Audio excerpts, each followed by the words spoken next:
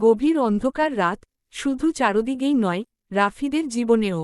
বাবা যা আয় করতেন তা দিয়ে ওদের দুভাই আর বাবা মাকে নিয়ে চারজনের সংসার খুব আহামরি না হলেও খেয়ে পড়ে চলে যেত।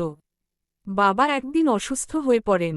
কিছু দিন মা চালাতে পারলেও আগামীতে বাবার চিকিৎসার খরচ, ঘর ভাড়া, ওদের দুভাইয়ের পড়াশোনার খরচ এবং সংসার খরচ কিভাবে কি করবেন মা আর ভাবতে পারছেন না।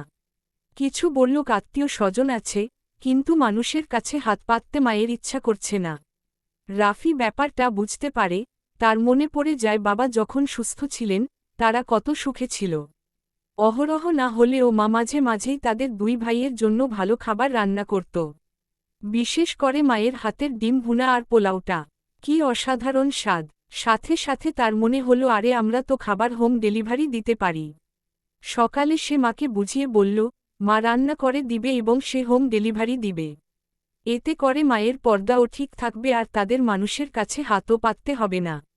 রাফি আশেপাশে খোঁজ নেওয়া শুরু করল। কেউ কেউ ভালো ব্যবহার করল, কেউ কেউ খুব খারাপ ব্যবহার করল।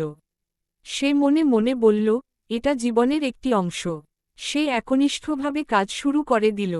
কিছু দিনের মধ্যেই চারদিকে তাদের খাবারের সুনাম ছড়িয়ে পড়ল।